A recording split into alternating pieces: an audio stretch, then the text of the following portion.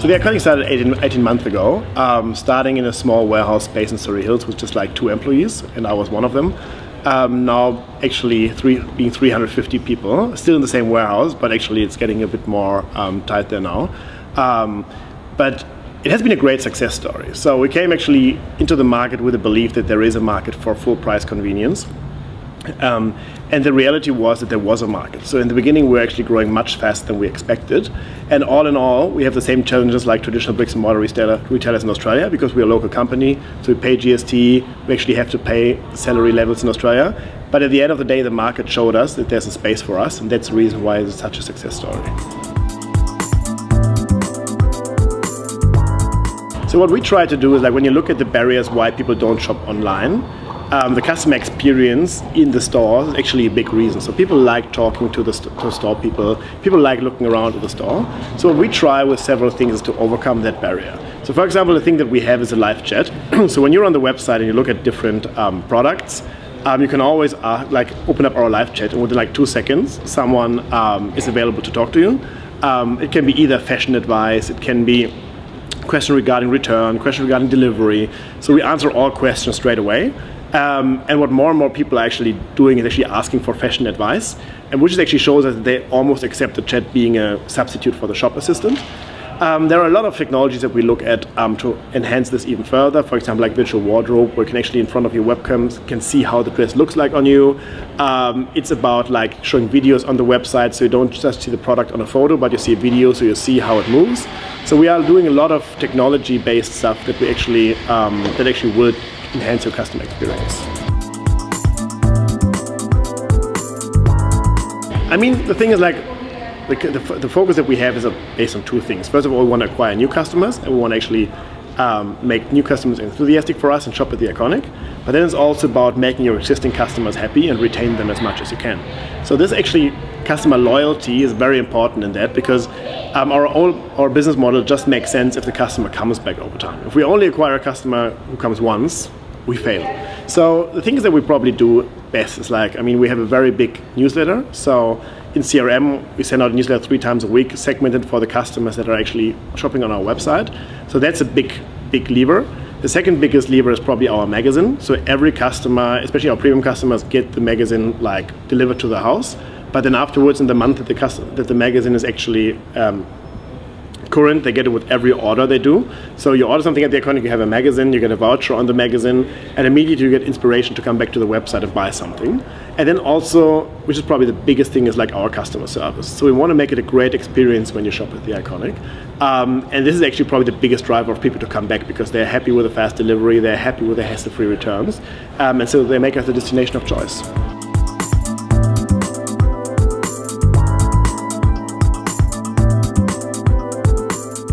So the thing is, it's all about relevancy. If you're a customer who loves to shop expensive dresses, you get pretty much annoyed if the communication that the Iconic does with you is always about baby clothing, or it's always about men's sportswear.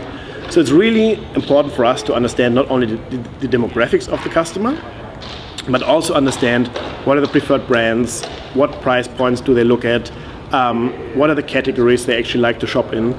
And to have this knowledge and to understand really what your customers' preferences are helps us actually to develop an offer that is focused exactly on that customer. And the good thing is, it's not only good for us, because for us it will actually increase conversion rate and people are more likely to buy. So it's a good news story for us, but also for the customers. Instead of getting like irrelevant newsletters and irrelevant communication every day, he sees only what's relevant for him. So at the end, for both, it's a win-win situation that helps us actually, again, engaging more with the customer.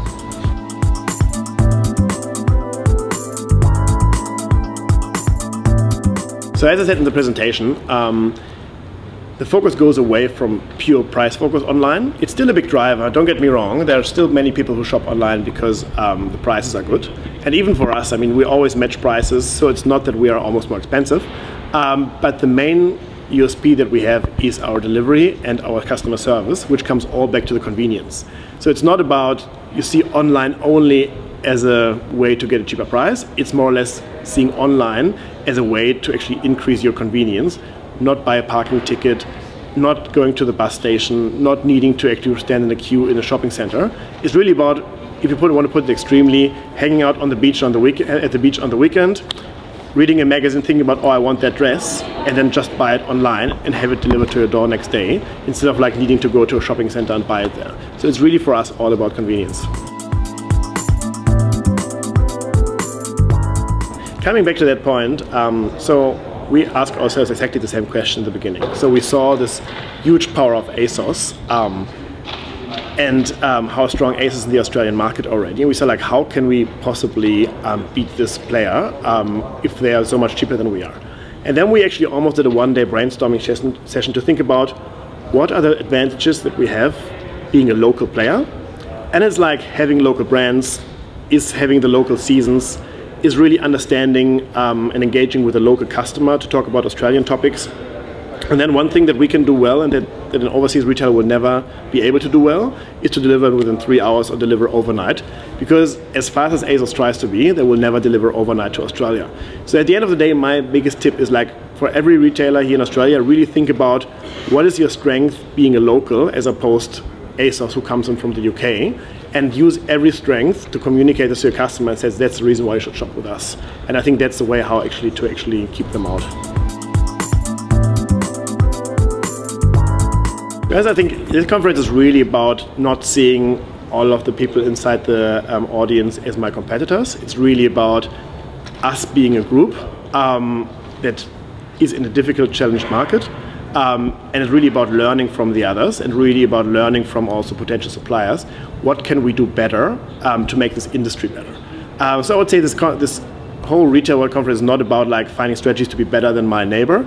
It's actually how can I improve the business to make retail better. And I think that's a big value of this conference.